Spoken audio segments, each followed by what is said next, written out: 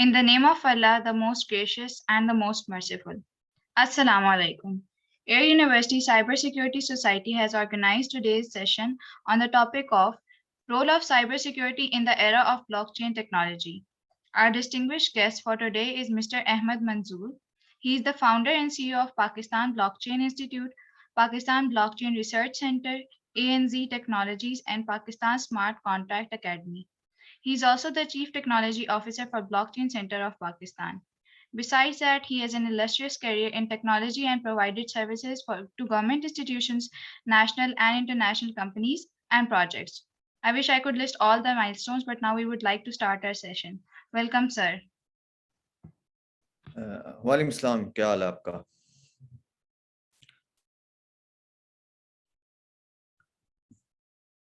I hope मेरी आवाज आ रही होगी सबको।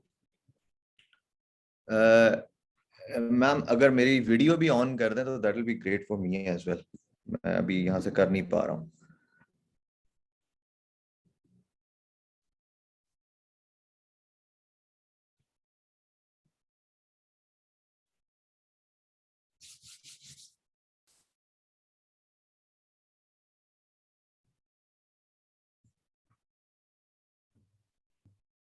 So you can do it now.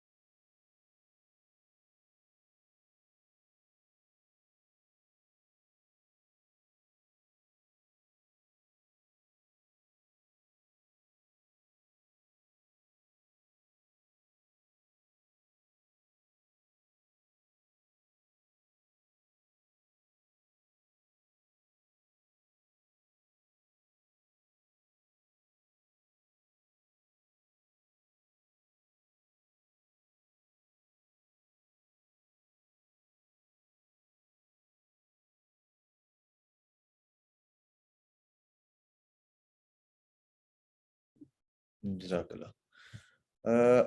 एक सेकंड सर। अस्सलाम वालेकुम जी, सबको क्या हाल है आप सबका? और thank you very much air university का, मंसूर साहब का, मैम तूबा और मैम महरीन का, जिन्होंने जो है ना मुझे आप सबसे बात करने के लिए बड़ा यूनिक सा टॉपिक बनता है एक्चुअली कि साइबर सिक्योरिटी का रोल क्या रहेगा आगे आने वाले एरा में, और ब्लॉकचेन जो बहुत सुनते रहते हैं सब आप लोग। ठीक है, सबसे पहले तो एक चीज थोड़ी सी ज़हन में रखिएगा, क्वेश्चनिंग आंसरिंग सेशन करेंगे लेकिन एंड पे, तो इसलिए वो परेशान होइएगा कि अच्छा जी क्वेश्चन ही लिए और समथिंग, क्योंकि पहले कुछ चीजें हम कवर करने की कोशिश करेंगे 1 घंटे में, एंड देन वी हम क्वेश्चनिंग आंसरिंग सेशन ले लेंगे। ठीक है, तो हो सकता है आपके जो क्वेश्चन उनके आंसर ऐसे ही हो जाए। और बहुत शुक्रिया सबका। देन मेरा छोटा सा इंट्रोडक्शन जो है, अभी तो मैम ने बहुत ज्यादा कुछ बता दिया मेरे बारे में माशाल्लाह। तो मेरा 22 साल का तकरीबन एक्सपीरियंस है आईसीटी इंडस्ट्री का, और अभी Pakistan blockchain institute, Pakistan blockchain research centre, ANG technologies और पाकिस्तान स्मार्ट कॉन्ट्रैक्ट एकेडमी मेरी कंपनीज हैं जो कि डिफरेंट चीज़ों में काम कर रही हैं, डिफरेंट ऑडिटिंग सर्विसेज दे रही हैं और सब कुछ। पिछले 14 साल से तकरीबन मैं पढ़ा रहा हूँ नेशनली इंटरनेशनली, जिसमें पढ़ाना वो नहीं, कॉर्पोरेट ट्रेनिंग एक्चुअली उसको आप कह सकते हैं, डिफरेंट यूनिवर्सिटीज़ में और डिफरेंट जगहों पे, जिसके अंदर बहुत सारी चीज़ें। मेरा मेन जो फोकस हमेशा रहा है वो नेटवर्क्स रहा है। पिछले 4 साल से मैं ब्लॉकचेन की अंदर और इमर्जिंग टेक्नोलॉजीज में हूँ, और तमाम लोगों को ये बताने की कोशिश कर रहा हूँ कि जी ब्लॉकचेन बिटकॉइन नहीं होता। अगर आप में से किसी ने मुझे पहले सुना होगा तो उन्होंने मेरे मुंह से ये बात जरूर सुनी होगी। इसके अलावा आपका जो PAIC है उसका पार्ट हूँ, प्रेसिडेंट आपका जो इनिशिएटिव है। देन PSEB का पार्ट हूँ, और ब्लॉकचेन आपको कहीं पे भी सुनने को मिलता है ना, तो वहां पे आपको कहीं ना कहीं मैं नजर आ जाता हूँ। इसके अंदर इस 1 घंटे के अंदर हम क्या कुछ कवर करने की कोशिश करेंगे, बहुत कुछ होगा जिसके अंदर सबसे पहले मिसकॉन्सेप्शन से स्टार्ट करेंगे, देन बेसिक्स ब्लॉकचेन को कवर करेंगे, उसके यूज केसेस को देखेंगे, फिर कुछ अलग से जो कॉन्सेप्ट चल रहे होते हैं जैसे क्रिप्टो करेंसी का कॉन्सेप्ट है, सीबीडीसी का कॉन्सेप्ट है, क्रिप्टो इकोनॉमिक्स है, मेटावर्स है, इन सबको थोड़ा थोड़ा करते हुए आगे की तरफ चलते जाएंगे। प्रेजेंटेशन आप लोगों के लिए, उसमें परेशान ना होइएगा, ये पीडीएफ में शेयर कर दूंगा आपकी मैनेजमेंट से, जो आप लोगों से शेयर हो जाएगी इंशाल्लाह। उसमें कोई ऐसी चीज नहीं है कि जो आप लोगों को नहीं मिलेगी, क्योंकि प्रेजेंटेशन आप लोगों के लिए बनाई हुई है। मैंने अगर देनी हो तो मैं तो बगैर प्रेजेंटेशन के भी बोलता हूँ। देन हम बात करेंगे साइबर सिक्योरिटी का क्या रोल है ब्लॉकचेन के अंदर और किस तरीके से वो काम करता है। देन कौन सी और बहुत सारी टेक्नोलॉजीज हैं, उन चीजों को देखेंगे, जो मैंने एक मैपिंग की हुई है कि किस तरीके से साइबर सिक्योरिटी का रोल आने वाली दुनिया में क्या है, उसकी पॉलिसी मेकिंग क्या है। फिर ब्लॉकचेन के अडॉप्शन पे और कुछ इस तरह कैरियर किस तरीके से आप ब्लॉकचेन पे बनते हैं। जैसे कल मेरी एक जगह पे एक इंटरनेशनल लेवल पे बात हो रही थी, तो वहां पे ये तस्करा हुआ कि जी हमें तो ये बताया जाता है कि ब्लॉकचेन में जो है ना, आप सिर्फ अगर आपको प्रोग्रामिंग आती है ना फिर आप जा सकते हैं। तो मैंने उनको जब कहा ना कि नहीं इसमें ये कैरियर है, तो उनको समझ में आई बात। ओके हाँ, तो वो भी हम इंशाल्लाह बात करेंगे, आप लोग कैसे इस पूरी चीज के अंदर आपकी जगह कहां पे बनती है, राइट। तो मिसकॉन्सेप्शन से जैसे मैंने बात की थी कि स्टार्ट करते हैं जी। मिसकॉन्सेप्शंस क्या, सबसे बड़ी मिसकॉन्सेप्शन तो ये है कि जब आप ब्लॉकचेन किसी को जाके कहते हैं ना कि ये जी ये मैं ब्लॉकचेन पे बात करने आया, तो वो साथ ही कहता है मुझे बिटकॉइन पे बात नहीं करनी। बंदा कहता है यार मैं बिटकॉइन पे बात नहीं कह रहा हूं, मैं आपको ब्लॉकचेन की बात कर रहा हूं। तो सबसे पहले तो ये समझ लें, बिटकॉइन एक छोटा सा यूज केस है ब्लॉकचेन का। ब्लॉकचेन अपने आप में एक बहुत बड़ी टेक्नोलॉजी है, जस्ट लाइक जैसे ईमेल एक यूज केस है या एक एप्लीकेशन है इंटरनेट की। तो ये अभी यहां तक रखें, इससे आगे अभी और इसमें डिटेल में बात करते हैं। फिर एक चीज है blockchain.com, एक वेबसाइट है। मुझे कई दफा ऐसी रिक्वेस्ट आती है कि मुझे लोग कहते हैं कि जी आप हमारे ना blockchain.com पे पैसे फंस गए, मैं बताएं हम क्या करें। तो मैं उनको आगे से सिंपल बात करता हूँ, मुझे क्या पता आप क्या करें, बिकॉज बड़ी जगहों पे अब तो खैर स्ट्रीम मीडिया जो मेन स्ट्रीम मीडिया है उसके ऊपर भी मैं आप बहुत ज्यादा ये बात कर देता होता हूँ नॉर्मली कि I am not into crypto currency जी, I am into blockchain. Crypto currencies जो हैं बेसिकली नॉट मोर देन 2% और 1.9% ऑफ ब्लॉकचेन एक्चुअली। लेकिन जो बाकी चीजें हैं वो ब्लॉकचेन के अंदर बहुत कुछ आता है। तो blockchain.com एक ट्रेडिंग वेबसाइट है छोटी सी, उसके अलावा कुछ नहीं है। और कॉमन सेंस की बात ये है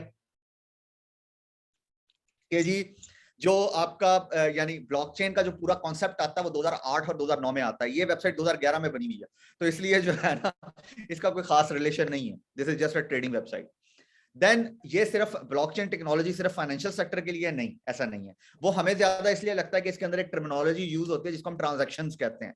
वो जो ट्रांजैक्शंस का वर्ड है ना, वर्ड है, उसको हम नॉर्मली यूज ही कर रहे होते हैं लाइक जहां पे फाइनेंशियल चीजें हो रही होती हैं। तो ट्रांजैक्शन ब्लॉकचेन में एक मतलब है इसका कि ब्लॉकचेन के अंदर जो भी रिकॉर्ड आप ऐड करते हैं उसको हम ट्रांजैक्शन कहते हैं। तो ये सिर्फ फाइनेंशियल सेक्टर के लिए नहीं है, या हर उस जगह पे जहां पे आपको रिकॉर्ड कीपिंग करनी है आप ब्लॉकचेन यूज करते हैं। हाँ, अब जो क्वेश्चन एक और दिमाग में आता है जी कि आप जब बात करते हैं, अभी मैं डिसेंट्रलाइज की तरफ नहीं जाता, अभी इस पर डिटेल में बात करते हैं कि जब आप ये कहते हैं कि जी ये सिर्फ जो आपकी प्राइवेट इंफॉर्मेशन है वो भी ब्लॉकचेन पे रखी जाएगी, तो वो तो सबके लिए एक्सेसिबल होगी। तो ये भी नहीं है एक्चुअली। इसके अंदर 2-3 तरह के चीजें बनेंगी, 2 तरह की इसकी टाइप्स बनेंगी। ब्लॉक प्राइवेट होगी, पब्लिक होगी। जो आपकी इंफॉर्मेशन होगी वो बहुत ज्यादा सिक्योर होगी। आगे चल के भी थोड़ी देर में बात करते हैं क्रिप्टोग्राफी, माशाल्लाह आप लोगों को मेरे से शायद ज्यादा ही आती होगी क्रिप्टोग्राफी की चीजें, तो उस पर बात करेंगे। देन इसके अंदर एक कॉन्सेप्ट आता है स्मार्ट कॉन्ट्रैक्ट्स का। ये याद रखिएगा कि स्मार्ट कॉन्ट्रैक्ट जो है ये कोई लीगल इसकी अभी वैल्यू नहीं है। Legal value like simple contracts जो होते हैं ना, वैसी वैल्यू नहीं है अभी इसकी। ये सिर्फ समझने के लिए याद रखें कि ये सिर्फ एक लाइन ऑफ कोड है जो चीजों को ऑटोमेट कर देता है। स्मार्ट कॉन्ट्रैक्ट इसलिए कहते हैं कि इसके अंदर लाइन ऑफ कोड लिखा हुआ है कि एक चीज पूरी होगी तो वो दूसरी चीज पे जाएगा, दूसरी पूरी होगी तो तीसरी चीज पे जाएगा। तो बेसिकली ये चीज है। यानी ये कुछ मिसकॉन्सेप्शन बतानी इसलिए हमेशा जरूरी होती हैं क्योंकि हमारे यहाँ ना वो जो हमारे बहुत सारे इन्फ्लुएंसर्स होते हैं ना, वो माशाल्लाह ऐसी ऐसी बातें कर जाते हैं, बंदा एक दफा सोच में पड़ जाता है तो अच्छा ऐसे भी हो सकता। तो इसलिए ये चीज याद रखिएगा कि इसलिए हमेशा, यानी अगर किसी कभी कोई और बात भी आपसे कभी करने का मौका मिला, उसमें भी पहली स्लाइड मेरी हमेशा मिसकॉन्सेप्शन होती है कि इन चीजों को ज़हन से बाहर निकालें, अपने जहन को ज्यादा out of the box thinker बनाएं, and then we will talk इंशाल्लाह। तो ये अभी हम इसको इसमें बहुत सारी बातें करेंगे, अभी आप लोगों को समझ आनी शुरू होगी मैं क्या क्या बातें कर रहा हूँ। अच्छा, आगे चलते हैं। बेसिकली एक आप लोगों ने शायद एक टर्मिनोलॉजी सुनी हो या बात एक सुनी हो जिसके अंदर कहा यह जा रहा है कि ये इंटरनेट जितनी रेवोल्यूशनाइज टेक्नोलॉजी है जो ब्लॉकचेन है, ये इतना बड़ा एवोल्यूशन लेके आएगी पूरी मार्केट के अंदर कि जी ब्लॉकचेन जो है ना वो जैसा इंटरनेट लेके आया था आज से 30 साल पहले। अच्छा, कैसे? मैं यानी कैसे ये कह सकता हूं दिस एवोल्यूशन और revolution is equal to internet. Internet तो दुनिया चेंज करके रख दी थी, तो क्या ब्लॉकचेन भी ये काम करेगा? यस, ब्लॉकचेन बिल्कुल ये काम करेगा, लेकिन कैसे? अभी थोड़ी सी बैकएंड पे जाते हैं कि जब जी ईमेल्स आई थी ना, तो ईमेल अपने आप में एक बहुत बड़ी दुनिया थी।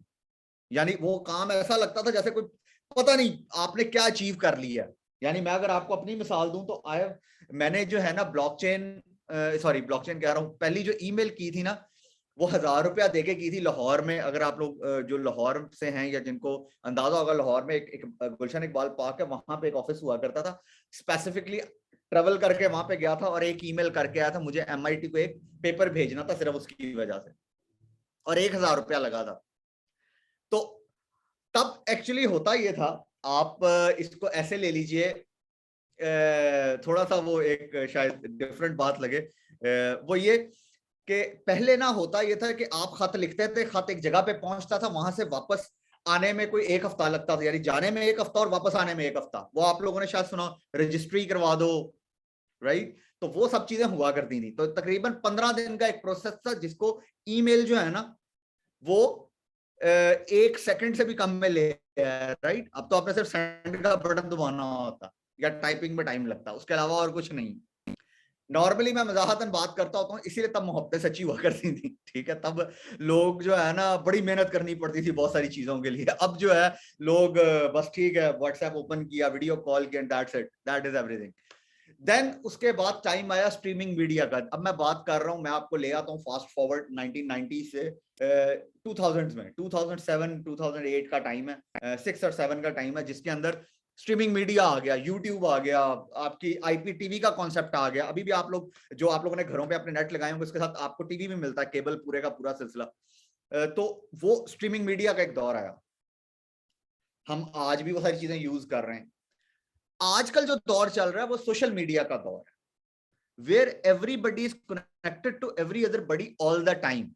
अच्छा, यहाँ पे भी एक मैं मजाक नॉर्मली एक बात करता होता हूँ कि जी सबसे ज्यादा प्रॉब्लम जो है ना ये शादीशुदा लोगों को होती है कि जी वो सब बीवियों को लगता है कि सारा टाइम तो ऑनलाइन है क्योंकि चार्ज ही चल रहा है, तो उनको लगता है ये बंदा सारा टाइम ऑनलाइन ही है जी, बस बैठा हुआ है, ठीक है, और कुछ नहीं कर रहा, कोई काम में नहीं बैठा हुआ, बस बैठा मोबाइल पे ही लगा हुआ है, ठीक है, क्योंकि बंदा सारा टाइम ऑनलाइन है।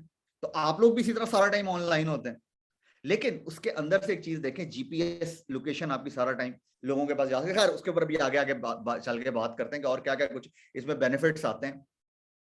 तो अगर हम यही सोच लेते कि जी ईमेल मैंने अचीव कर ली, मैंने आप लोगों से पहले 1990s में 94 में फर्स्ट टाइम ईमेल की, तो क्या इसका मतलब है मुझे आप लोगों से इंटरनेट ज्यादा यूज करना था? नहीं।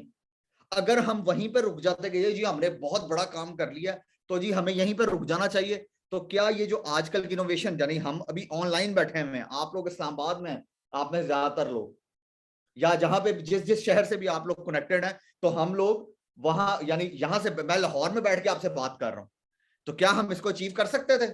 हम इसको कभी अचीव नहीं कर सकते थे। तो बिटकॉइन पॉपुलर इस वजह से हुआ, ब्लॉकचेन जो लोगों को कंफ्यूजन आई, एक तो वो वही बात के इन्फ्लुएंसर्स ने कुछ ऐसी हरकतें की, चीजें की, लेकिन बिटकॉइन क्योंकि पहली इंप्लीमेंटेशन थी तो इसलिए लोगों को लगा शायद यही हम सबसे ज्यादा अचीव कर सकते हैं। अभी दुनिया में कितने लोग, यानी चलें एक सेकंड आपकी मैं चैट ओपन करता हूं, अच्छा नहीं ठीक है, ओके चलें मैं खुद ही बात करता जाता हूं तो आप लोगों को समझ आती जाएगी, ओके।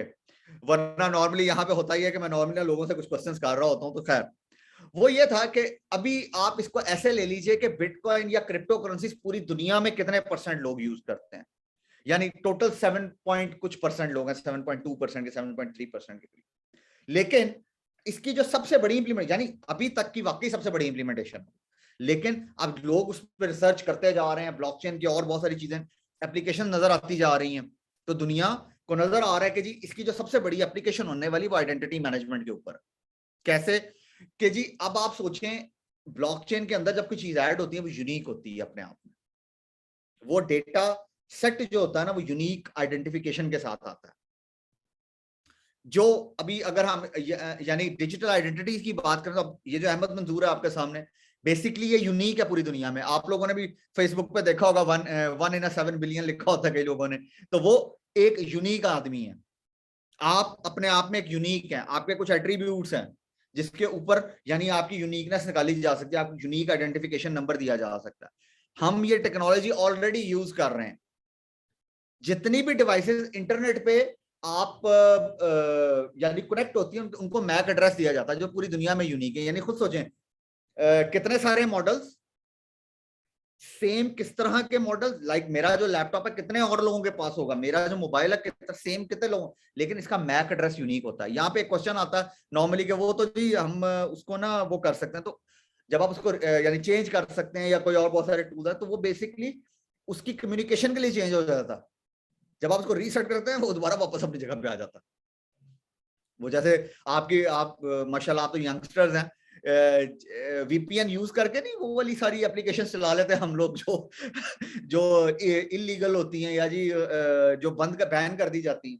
पिछले दिनों टिकटॉक और बहुत सारी गेम्स पे ये चीजें हो रही थी, तो दुनिया को समझ नहीं, अच्छा वीपीएन भी कोई बुलाया जी। तो वीपीएन के थ्रू आप सारे काम, मैं नेटवर्क्स का बंदा हूं, मुझे तो पता वीपीएन कैसे क्रिएट करते हैं, अपना वीपीएन कैसे क्रिएट करते हैं। इसके बाद अभी आइडेंटिटी मैनेजमेंट समझ में आई। अब इसके बाद जो सबसे बड़ी एप्लीकेशन है वो होगी सप्लाई चेन। यानी आप थोड़ी देर के लिए सोच के देखें, हर घर के अंदर सप्लाई चेन है, हर जगह पे सप्लाई चेन आ रहा है, कोई ऐसी जगह नहीं है जहां पे सप्लाई चेन ना हो। आपके घर में सौदा सल्फ आता है, ग्रोसरी आती है तो सप्लाई चेन है, आपने गाड़ी ली है और इलेक्ट्रॉनिक्स ली है, सप्लाई चेन, तो हर घर के अंदर सप्लाई चेन मौजूद है। देन इसी तरह आगे भी बहुत सारी जगहों पे सप्लाई चेन, जो सेकंड सबसे बड़ा इसका यूज केस बनेगा वो सप्लाई चेन पे बनेगा। देन फिर करते करते वो बहुत सारे यूज केस, हेल्थ केयर का है, फिर उसके बाद एजुकेशन का है बहुत बड़ा, ठीक है। देन कहीं क्रिप्टो करेंसी कहीं जाके आती है, वो भी फाइनेंस में एक छोटा सा पार्ट है क्रिप्टो या डिजिटल करेंसीज का। बेसिकली अभी हम आगे चल के डिजिटल करेंसीज पे बात करते हैं कि how those will be more beneficial than these existing crypto currencies. Blockchain क्या है? अभी थोड़ी देर के लिए ये सोच लीजिए कि जी एक रिकॉर्ड कीपिंग सिस्टम। ब्लॉकचेन एक रिकॉर्ड कीपिंग सिस्टम से ज्यादा कुछ नहीं है। अच्छा, अब यहां पे क्वेश्चन ये उठता है कि जी वो तो हम ऑलरेडी अपना डेटाबेस यूज कर रहे हैं तो हम इस पे क्यों जाएं? This is decentralized. इसके अंदर जो चीज आप एक दफा ऐड करते हैं वो आप डिलीट नहीं कर सकते बिकॉज ऑफ इट्स डिसेंट्रलाइजेशन। यानी आप इसको ये कह सकते हैं कि एक decentralized immutable record keeping system जिसके अंदर कोई भी चीज इन्फ्लुएंस नहीं कर सकती बहुत ज्यादा। आपने एक दफा एक चीज ऐड कर दी, जैसे आपने अपना एजुकेशनल रिकॉर्ड ऐड कर दिया, अब उसको कोई चेंज नहीं कर सकता कभी भी। क्यों चेंज नहीं कर सकता? क्योंकि यही इसमें जो ट्रांसपेरेंसी का एक लेवल दे दिया गया ना, वो ये सारे का सारा चीज। क्योंकि जब ये डिसेंट्रल मल्टीपल जगहों पे सेव होती है चीज, तो इससे क्या होता है कि जी सेम डेटाबेस सेम जगहों मुख्तलिफ जगहों पे होना जरूरी है, वरना वो मैच नहीं करेगा, राइट? इसके कुछ एल्गोरिदम इस तरीके से डिजाइन होते हैं। आप लोग इसके सिक्योरिटी के एल्गोरिदम इंशाल्लाह डिजाइन करेंगे, आप लोग साइबर सिक्योरिटी के हैं तो इंशाल्लाह मैं बड़ी उम्मीद करता हूं कि ये सब आप लोग करेंगे इंशाल्लाह। अच्छा, एक और चीज हमेशा एक रूल याद रखिएगा, जितनी भी नई आने वाली टेक्नोलॉजी है ना वो पुरानी टेक्नोलॉजीज का कॉम्बिनेशन होती है हमेशा। जैसे क्लाउड डेटा सेंटर्स का कॉम्बिनेशन है। क्लाउड का आप लोगों ने सुना होगा, पहले डेटा सेंटर बनते जा रहे थे, अब फिर क्लाउड बनना शुरू हो गया। यानी मैं नॉर्मली लोगों से क्वेश्चन करता होता हूं, आज तो मुझे क्वेश्चन भी खुद ही करने हैं, आंसर भी खुद ही दूंगा, आप लोगों से एंड पे हैंड रेज करके क्वेश्चंस लेंगे। लेकिन के इसको ऐसे ले लीजिए कि जी क्लाउड यानी हम आज से यूज नहीं कर रहे हैं, या सिर्फ गूगल क्लाउड नहीं था, याहू ईमेल, याहू की चीजें थी। यानी हम बड़े अरसे से देखें, क्लाउड का मेन कॉन्सेप्ट क्या होता है? क्लाउड का मेन कॉन्सेप्ट होता है कि जी आपको ये ना पता हो कि चीजें कहां से आप आ रही हैं, आपने सिर्फ क्लाउड यानी चीज जो है ना क्लाउड पे ऐसे करके फेंक दी, ठीक है। अदरवाइज तो ऐसे फेंकेंगे तो वो जैसे मेरे सामने एक सोफा पड़ा, उस सोफे पे जाके गिर जाएगा, राइट? लेकिन आप थोड़ी देर के लिए ये सोचिए कि जी आपने फेंका वो गायब हो गया, अब जब आपको चाहिए तो वो सामने से फौरन आ जाए। जब आप gmail.com लिखते हैं, google-drive.com लिखते हैं, उस पे जाते हैं, drive.google पे जाते हैं आप, whatever जो भी आपकी सर्विसेज आप यूज कर रहे हैं, जैसे ही आप उस पे जाते हैं तो आपके लिए सबसे इंपॉर्टेंट चीज होती है मेरी ड्राइव एक्सेस होनी चाहिए फॉरन। फेसबुक पे जाते हैं तो एक्सेस होना चाहिए मेरा प्रोफाइल। सो आपको नहीं पता वो कहाँ पे, वो सैन होजे में सेव हो रहा है, वो सिंगापुर में सेव हो रहा है, दुबई में सेव हो रहा है, वो पाकिस्तान के किसी सर्वर पे सेव हो रहा है, तो देयर इज नोबडी। अब जो लेजर है इसके अंदर एक कॉन्सेप्ट है बेसिकली लेजर्स का। लेजर हम यानी अपने बचपन से लेजर यूज करना शुरू कर देते हैं। Brain, that is our ledger, जिसका तमाम रिकॉर्ड कीपिंग हो रही होती है। अभी मैंने 3 लफ्ज बोले थे, decentralize, immutable, record keeping system. तो रिकॉर्ड कीपिंग जो है वो हम बचपन से कर रहे हैं। देन क्रिप्टोग्राफी जो आप लोगों की फील्ड है, जो इस पूरी चीज को इम्यूटेबल बनाती है, बिकॉज डेटा की बेस पे वो क्या करता है। अच्छा सॉरी, जो लेजर लिखने वाला काम था वो तकरीबन 7-8 हजार साल पहले हुआ था। यानी लोगों ने रिकॉर्ड में, आप लोगों ने भी देखा होगा, अगर आप किसी दुकान पे जाते हैं, वहां पे कुछ खाते की चीज वो निकालता नहीं है बंदा, एक बुक निकालता है, तो that is called record keeping, खाता कहते हैं जिसको हम। Then cryptography second world war में प्रोफेशनली यूज हुई, लेकिन बहुत सारे दोस्त अहबाब जो हैं वो गूगल करते हैं और उनको नजर आता है कि जी ये तो आपने जो है ना इजिप्शियंस ने पहली दफा यूज की थी। तो इजिप्शियन इसको प्रोफेशनली यूज नहीं करते थे, बेसिकली वो इसको यूज करते थे, आप इसको कह लीजिए लाइक जैसे एयर यूनिवर्सिटी की मैनेजमेंट ने आपस में कुछ बात करनी है तो वो कोडिंग में बात करें कि अगर कोई आप यानी स्टूडेंट हैक भी कर लेना उनकी ईमेल, उसको कुछ समझना है कि ईमेल में लिखा क्या हुआ। ठीक है, ये बात आप लोगों को मेरे ज्यादा समझ आ सकती है कि कैसे किया जा सकता है, राइट। तो क्रिप्टोग्राफी को ये यूज करता है इसको हैश डेवलपमेंट में। ये चल रहा है SHA-256 के ऊपर, SHA-256 कहते हैं उसको। अगर आपको वो क्रिप्टोग्राफिकल चीज ब्रेक करनी है ना, you need 4 billion combination, 2⁻²56 combination required. खैर इस पे भी और आगे चल के बात करते हैं, इसलिए वो नहीं। देन तीसरी टेक्नोलॉजी आती है पीयर टू पीयर नेटवर्किंग, जिसको हम मैश नेटवर्किंग भी कहते हैं, जिसमें हर जगह पे एक सर्वर, एक नोड पड़ी हुई है और हर नोड आपस में कनेक्टेड है, यानी every node is connected to every other node. जिससे क्या हो रहा है कि जी वो एक दूसरे से डेटा शेयर कर रहे हैं। अच्छा, यहाँ पे जो आपका डेटा पड़ा हुआ, सपोज करें आपके पास पड़ा, वो साथ वाले बंदे के पास भी पड़ा, अगले बंदे के पास भी, अगले बंदे के पास भी, तो क्या आप उसको देख सकते हैं? नहीं, आप मेरे डेटा को नहीं देख सकेंगे क्योंकि मेरा डेटा हैश्ड है, वो हैश होके तमाम सर्वर्स के ऊपर पड़ा हुआ, और फिर उसको ब्रेक करने का एक डिफरेंट वो सिलसिला है। हैकर्स उसको ब्रेक नहीं कर सकते। क्यों नहीं कर सकते, अभी आगे चल के बताता हूं। तो ये 3 टेक्नोलॉजीज के ऊपर आपका पूरा ब्लॉकचेन खड़ा है। अगर एक को भी आप बीच में से निकाल दें तो फिर ब्लॉकचेन नहीं रहेगा। हाँ, यहाँ पे एक छोटा सा कॉन्सेप्ट जो लोग नॉर्मली कई दफा बात करते हैं ना कि जी ब्लॉकचेन में से क्रिप्टो करेंसी को निकाल दे तो ब्लॉकचेन का मकसद फौत हो जाता। बड़े लोगों को ऐसा कहते हैं, सुना मैंने। असल में ये वही बात कर रहे हैं कि फेसबुक को आप इंटरनेट से निकाल दें, इंटरनेट का मकसद फौत हो गया, राइट। इंटरनेट तो चलेगा ही नहीं, फेसबुक को आपने निकाल दिया तो इंटरनेट तो चलेगा ही नहीं, जूम को आपने निकाल दिया तो इंटरनेट नहीं चल पाएगा, राइट। ब्लॉकचेन को आपने क्रिप्टो करेंसी से निकाल दिया, अब वो नहीं चल पाएगी क्रिप्टो करेंसी।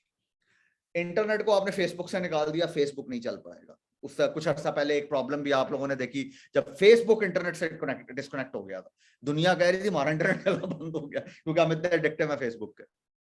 देन जूम से, यूट्यूब से आप इंटरनेट टेक्नोलॉजी को निकाल दें।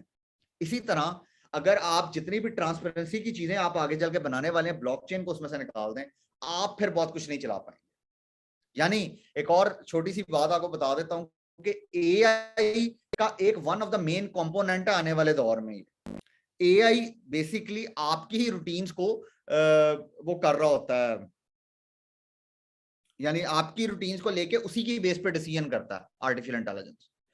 अब अगर वहां पे वेरीफाइबल डेटा ना हो, मैनिपुलेटेड डेटा हो, तो वो कैसे होगा? तो मैनिपुलेटेड डेटा से बचने के लिए हम लोगों ने वहां पे ब्लॉकचेन को इंट्रोड्यूस किया कि ब्लॉकचेन के ऊपर वेरीफाइबल डेटा होगा। ब्लॉकचेन खुद ब खुद जो है ना, जब उस डेटा को उठाएगा ना, यानी जब एआई उधर से ब्लॉकचेन, तो उसको पता होगा मैं वेरीफाइबल डेटा उठा, राइट।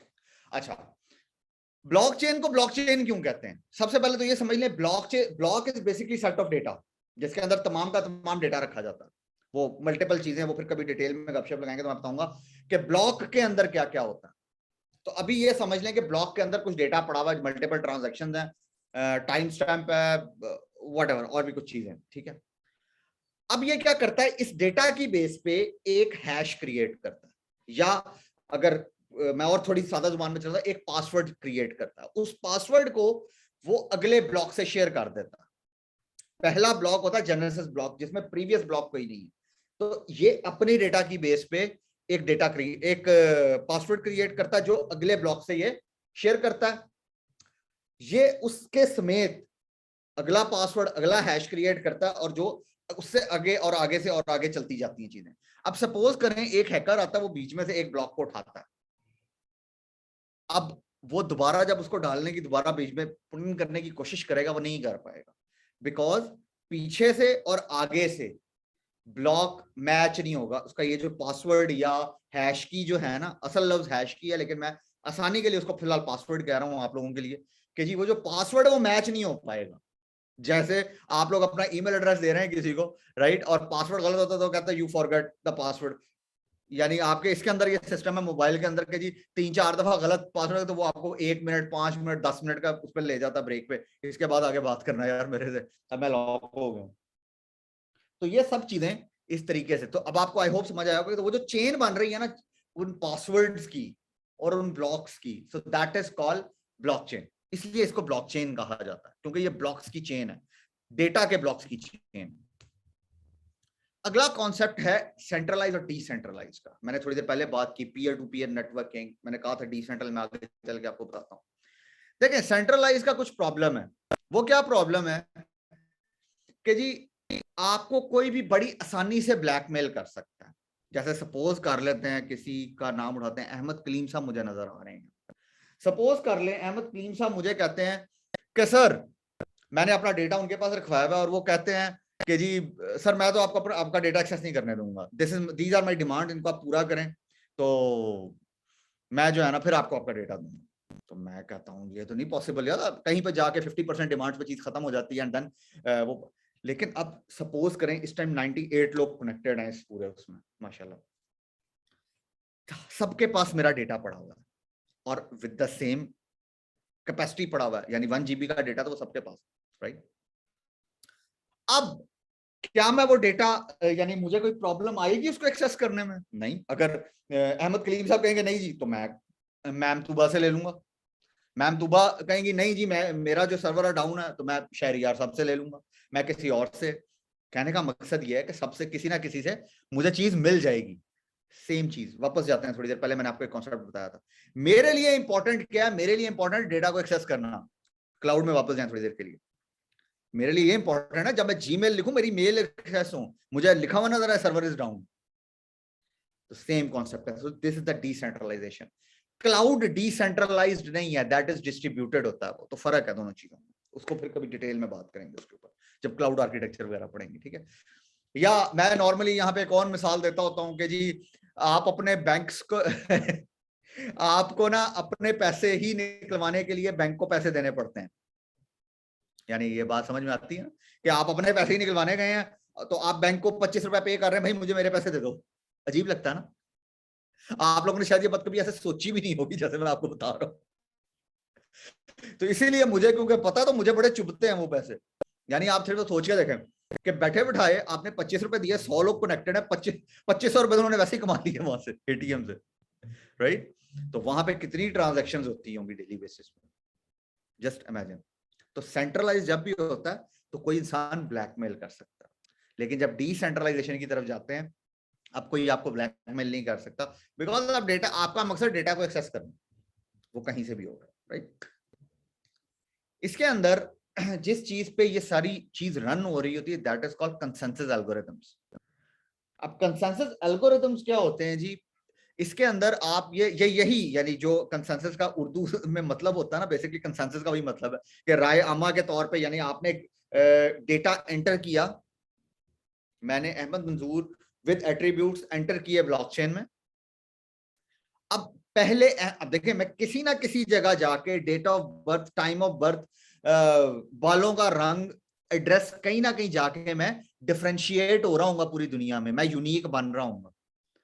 अब जब उस यूनिकनेस की बेस पे एक हैश की जनरेट जो कि यूनिक है पूरी दुनिया में, अब जब मैंने उसको ब्लॉकचेन पे ऐड किया, अब क्या हुआ, सब ने उसको कंफर्म किया, जितने लोग वहां पे बैठे हुए थे ना, जितनी नोड्स थी, उन्होंने कंफर्म किया कि ये डेटा पहले मौजूद नहीं है, तो उन्होंने उसको ऐड कर लिया।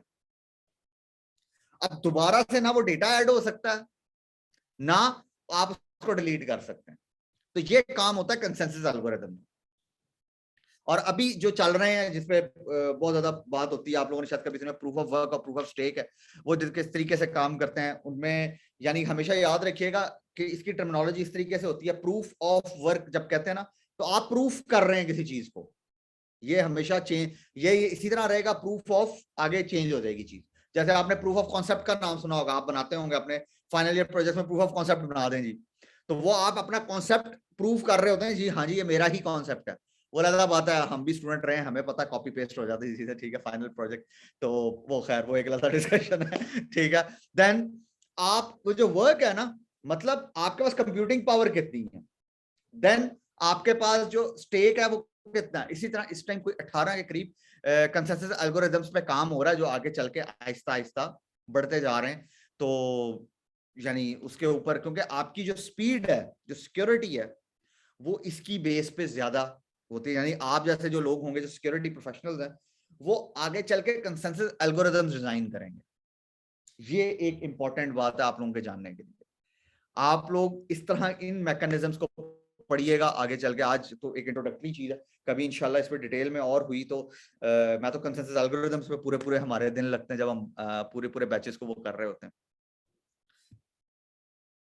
अभी जो साइट यानी साइट कह रहा हूं, जो फाइल आपके मोबाइल में या आप लैपटॉप पे बनाते हैं, उसकी 4 फंक्शनैलिटीज होती हैं: create, read, update and delete. This is called CRUD functionalities.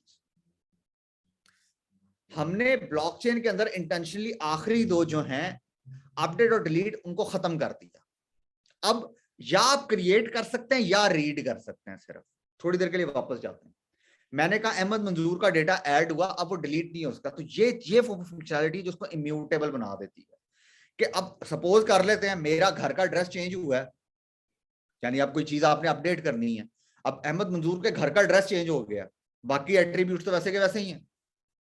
तो वो जाता है जाके, तो वो यानी एप्लीकेशन देता है, वो आपको जो है ना एक नया आईडी मिल जाएगा, बेसिकली एक नई हैश की मिल जाएगी जो कि उसकी, लेकिन आपका पुराना डेटा सारे का सारा वहीं पे पड़ा होगा, आप मुकर नहीं सकते ये मैं नहीं था, ठीक। तो दिस इज बेसिकली ये क्रिएट और अपडेट का सिर्फ जो फायदा हो रहा है आपको वो ये है डिलीट ना करने का। जैसे आपको अपनी एजुकेशन प्रूफ करने के लिए, वो देखे ना हमारे यहाँ तो लोग मास्टर्स पहले कर लेते हैं, मैट्रिक बाद में करते हैं, ये ओ लेवल्स बाद में करते हैं, राइट, नॉट पॉलिटिकल बात, राइट, उस पे ना जाइए। तो कहने का मकसद ये है, this is how things work. अभी आपको दुनिया में अगर गुड गवर्नेंस लेके आनी है ना, तो blockchain is one of the most important thing. आपका मैंने आपको बता दिया कि वेयर यू फिट इन, अभी आगे चल के बात करते हैं इसके ऊपर। और क्रिप्टोग्राफी, कंसेंसस एल्गोरिथम्स, ये आप लोग डिप्लॉय करेंगे सारे के सारे। यहाँ पे हमें साइबर सिक्योरिटी के लोग चाहिए जिनको सिक्योरिटी का पूरा इकोसिस्टम पता होगा कैसे काम करता है। अच्छा, इसका दूसरा नाम ब्लॉकचेन टेक्नोलॉजी का है ट्रस्टलेस नेटवर्क। इसको हम ट्रस्टलेस नेटवर्क भी कहते हैं। कैसे? इसके इस सिस्टम के आने के बाद आपको किसी तीसरे बंदे पे बिलीव करने की जरूरत नहीं है। इसकी एक मिसाल देता हूं आपको कि जी सपोज कर लें 2 लोग हैं, राइट, उन्होंने आपस में कुछ एक्सचेंज करना है। अब या सपोज कर लें मैं गया हूं एक बंदे के पास, उसने मुझे चेक दिया है एक। अब अगर उस बंदे को मैं नहीं जानता, चेक स्टैंडर्ड चार्टर्ड का है, तो मैं स्टैंडर्ड चार्टर्ड पे बिलीव करूंगा कि अच्छा ये बंदा ठीक है, स्टैंडर्ड चार्टर्ड, इसका मतलब इसका पैसे तो होंगे इसके पास, राइट। अगर बंदा जानने वाला है, बैंक वो ABC कोई दे रहा है, तो मैं कहूंगा हाँ बंदा बड़ा अच्छा है यार, ठीक है, तो कोई मसला नहीं। या मुझे दोनों पे एतबार करना है। तो इसलिए अगर आप इस सिस्टम पे आ जाएं और ब्लॉकचेन की बात करें, तो अब आपको पहले से पता लग रहा है कि उस बंदे के अकाउंट में उतने पैसे हैं कि नहीं। इसको हम डबल स्पेंडिंग प्रॉब्लम कहते हैं। इसको सॉल्व किया था ब्लॉकचेन ने। कि एक ही चीज दोबारा से वो ना हो सके। आप डबल स्पेंडिंग की जगह आप उसको चेंज कर दें, डबल सबमिटिंग प्रॉब्लम रख दें और कोई नाम दे दें इसको, जहां पे डुप्लीकेशन का आपको प्रॉब्लम आ रहा है। तो अब इसका मतलब है कि आपने अगर एक प्रोजेक्ट सबमिट किया ना, तो मुझे ये एतबार है सिस्टम के ऊपर, क्योंकि आपने ब्लॉकचेन पे, तो उस तरह का प्रोजेक्ट पहले किसी ने सबमिट नहीं किया हुआ। तो इसका मतलब एक ट्रस्टलेस नेटवर्क बन गया ना, कि मुझे किसी और पे ट्रस्ट नहीं करना, मुझे सिस्टम पे ट्रस्ट करना। चलें एक और मिसाल देता हूं आपको कि जी आप अकील भाई क्वेश्चन बाद में रखें। अच्छा, अब उसके बाद अगर सपोज कर लें आपको ना एक चीज आती है, राइट, यानी आपको घर पे ई कॉमर्स की वजह से आपको ना एक चीज रिसीव होती है, तो कितने परसेंट लोगों को पता होता है कि जी ये चीज ओरिजिनल है कि नहीं है? मेरे साथ तो बड़े बैड एक्सपीरियंस है, ठीक है, तो इसलिए मैं तो ऑनलाइन ऑर्डर ही नहीं करता हूँ। लेकिन आपको एक चीज आती है, तो टोटल दुनिया में जो सर्वे वगैरह हुआ, 20% लोगों को यकीन होता है कि ये ओरिजिनल चीज है। अगर आप ये सिस्टम ले आए, जैसे आपने नाइकी के शूज मंगवाए हैं, या जी आपने एडिडास के शूज मंगवाए हैं, उनकी शर्ट मंगवाई, वट एवर इट इज, अब आप उनकी ऐप पे गए, उसको आपने स्कैन किया, वो उसने आपको बता दिया इसे, तो आपने उसका वेरीफाई का बटन दबाया, तो पैसे अगले के उसमें अकाउंट में गए। तो आपको किसी दूसरे पर ट्रस्ट करने की जरूरत, आपको तो किसी पर ट्रस्ट करने की जरूरत नहीं है, क्योंकि आप तो सिस्टम को फॉलो कर रहे हैं बस। इसको गाड़ियों पे थोड़ी देर के लिए वो करके देखें, भी आगे चल के और यूज केसेस पे बात करते हैं इंशाल्लाह। स्मार्ट कॉन्ट्रैक्ट्स, शुरू में मैंने बात की कि लाइन ऑफ कोड है, ये जो पूरी चीज अभी हुई कि मैंने वेरीफाई का बटन दबाया, तो ये लिमिटेशन या ये जो इंप्लीमेंटेशन होगी ना, बेसिकली ये स्मार्ट कॉन्ट्रैक्ट लिखा जाएगा इसके लिए, जो कि एक यूजर और एक सेलर और बायर के दरमियान साइन होगा। अच्छा, ये खुद जाके साइन नहीं करना, बेसिकली वो डिजिटल सिग्नेचर के थ्रू, यानी कि आपने जब उसको भेजा ना, जैसे वो आपको कॉल करके कंफर्म नहीं करते कि जी सर ये ऑर्डर आपने ही दिया, आप कहते हैं हाँ, या आप कहते हैं नहीं, या अगर मेरा 24 घंटों में मूड चेंज, में कहता नहीं मैंने तो नहीं दिया यार, गलती से हो गया था, ठीक है। तो आपको ये कॉल की जरूरत नहीं है, जस्ट आपने स्मार्ट कॉन्ट्रैक्ट, यानी कि उसने आपको एक एप्लीकेशन भेजी, आपने जस्ट उसको एक्सेप्ट किया, खत्म हो गई स्टोरी, वो स्मार्ट कॉन्ट्रैक्ट लिखा गया। अब जब तक आप वेरीफाई नहीं करेंगे चीज को, पैसे आपके डिडक्ट नहीं होंगे। और उसको ये कंफर्म होगा कि जी अगर मैं $100 की चीज भेज रहा हूँ, तो इस बंदे के पास $200 पड़े हुए। तो इसलिए ये पूरा एक सिस्टम क्रिएट होगा। हम इकोसिस्टम जनरेशन की बात कर रहे हैं, रादर देन कि हम ये सोचेंगे जी बस शायद कोई छोटा सा काम है। ब्लॉकचेन की टाइप्स जो हैं आपको 4 तरह की मिलती हैं। कैसे? जो आपको पहला वर्ड सुनने को मिलता है दैट वो होता है या प्राइवेट या पब्लिक। इसका मतलब है कि किसके पास राइटिंग एक्सेस है। दूसरा है ओपन या क्लोज्ड, किसके पास रीडिंग एक्सेस है। तो इनके अगर हम कॉम्बिनेशंस बनाएं तो that is public open, public close, private open and private close बनता है। अब यानी पहला लफ्ज क्या था? पहला लफ्ज था कौन कौन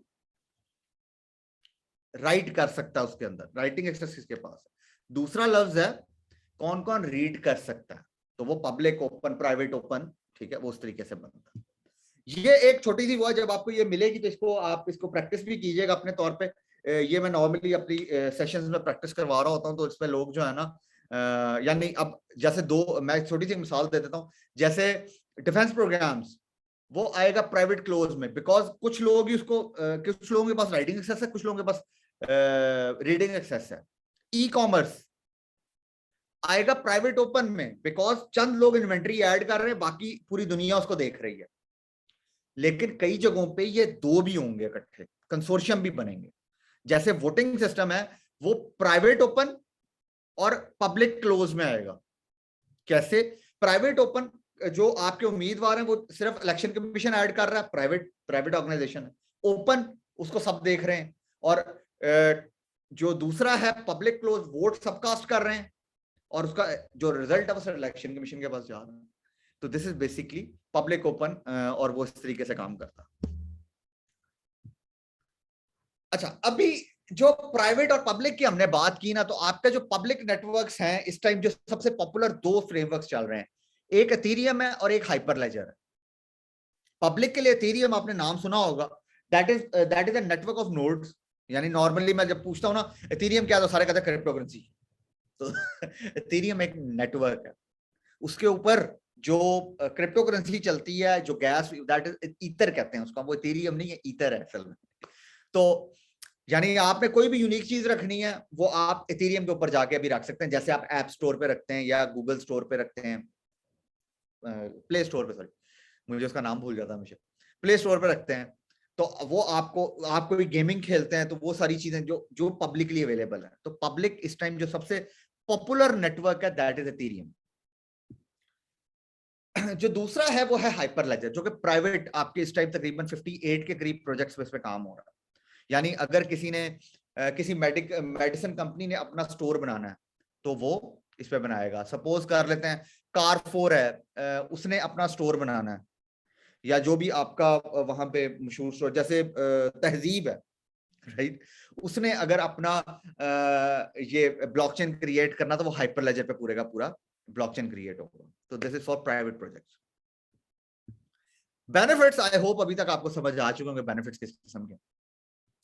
पब्लिकली वेरीफाइबल है, बहुत ज्यादा सिक्योर होता है, क्वालिटी श्योर, यानी सिर्फ आप इससे सोच लें कि जी फ्रोजन फूड पे इसको थोड़ी देर के लिए अप्लाई करके देखें कि कोई बंदा उसको स्कैन करे और वो सारा कुछ करे तो ऑटोमेटिकली आपको जो है ना वो चीज बेहतर करनी पड़ेगी हर दफा क्वालिटी को। तो क्वालिटी बहुत ज्यादा बेहतर होनी शुरू हो गई। लो ट्रांजैक्शन कॉस्ट, क्योंकि दरमियान से बंदा ही निकल गया। तो अभी क्या है, बैंक, मैं ये नहीं कह रहा हूं बैंक निकल जाएंगे, लेकिन बैंक की कुछ सर्विसेज कम हो जाएंगी, तो वो आपको उस लेवल पे चार्ज नहीं करेंगे। जो लोग ये कहते हैं ब्लॉकचेन के आने के बाद बैंक्स खत्म हो जाएंगे, बहुत ही बड़े बेवकूफ होते हैं। उसकी कुछ सर्विसेज है, राइट, वो उनको जो है ना देखना चाहिए कि किस तरीके से काम करेंगे।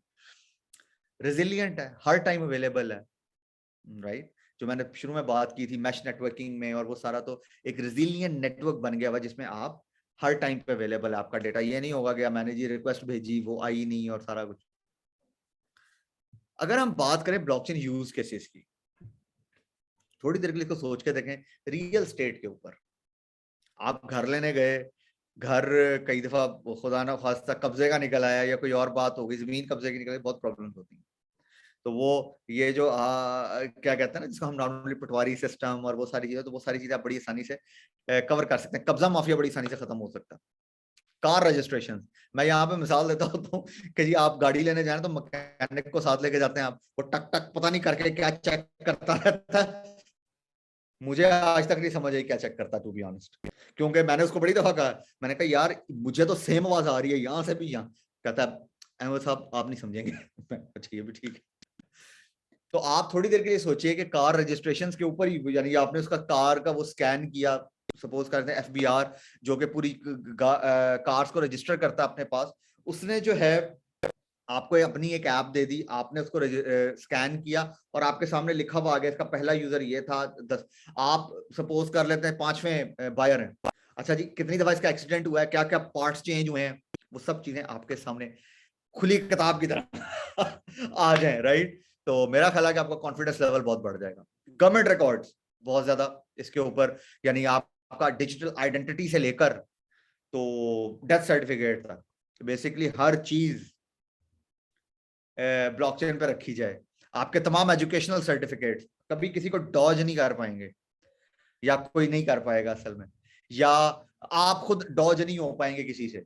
यूनिवर्सिटीज जो है, अगर यूनिवर्सिटी की एक क्राइटेरिया है कि उससे एडमिशन देना है एक स्पेसिफिक लोगों को, तो वो जो यानी जी इसने बीएस कंप्यूटर साइंस किया और ये तो वो जो फेवरिज्म है वो खत्म हो गया। एचआर में थोड़ी देर के लिए इसको डिप्लॉय करके सोचें कि वो जो होता है ना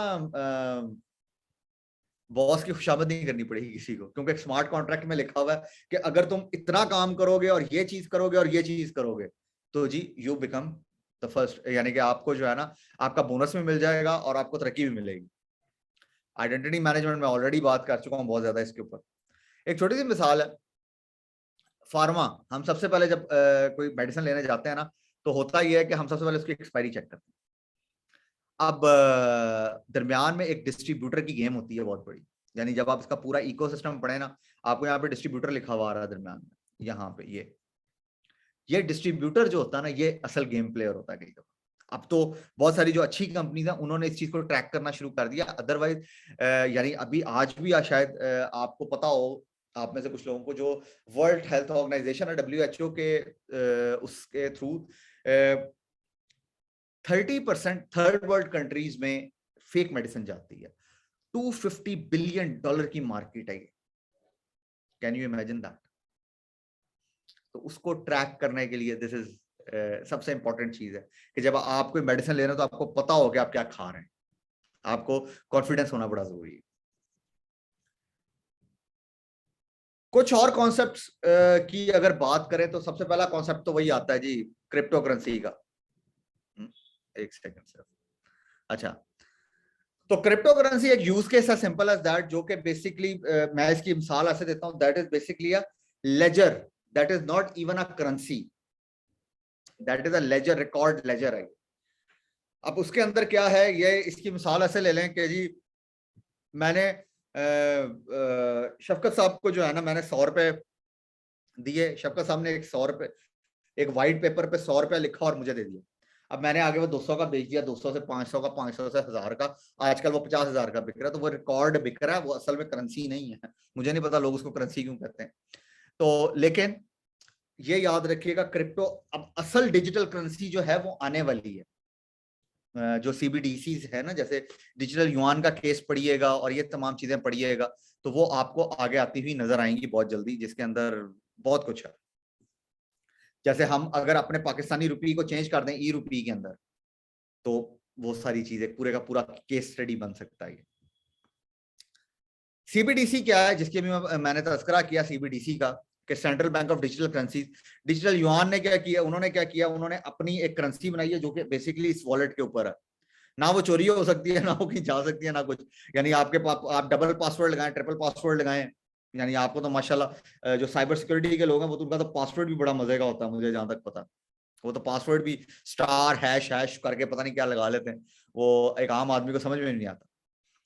तो वो चीज आपकी अब अपनी बन गई है।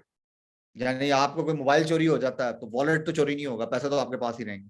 ये एक सबसे बड़ा बेनिफिट है।